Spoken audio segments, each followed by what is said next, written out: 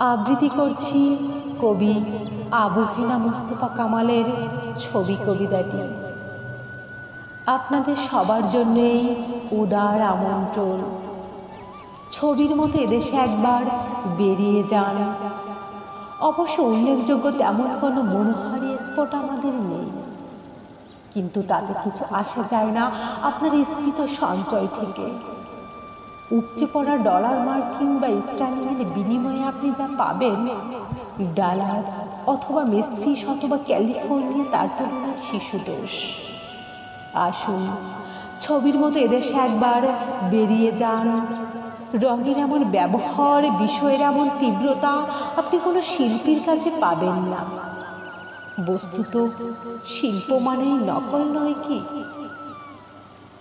অথচ দেখুন এই বিশাল ছবির জন্য ব্যবহৃত সব উপকরণই অকৃত্রিম। আপনাকে আরো খুলে বলি, এটা অর্থাৎ আমাদের এই দেশ এবং আমি যার পর্যটন দপ্তরে অন্যতম প্রধান, আপনাদের খুলেই বলি, সম্পূর্ণ নতুন একটা ছবির মতো করে সম্প্রীতি সাজানো হয়েছে। খাঁটি আর্য বংশোদ্ভূত শিল্পীর কঠোর তত্ত্বাবধানে ৩০ লক্ষ কারিগর দীর্ঘ ৯টি মাস দিনরাত পরিশ্রম করে বানিয়েছেন এই ছবি।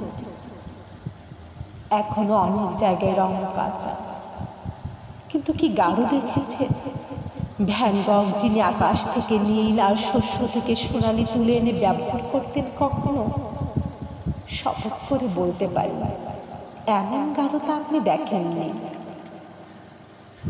আর দেখুন এই যে নরমুণ্ডের ক্রমাগত ব্যবহার, এর ভিতরে গভীর একটা সাজেশন আছে। আসলে এটাই এই ছবির অর্থাৎ এই ছবির মতো দেশের থিম।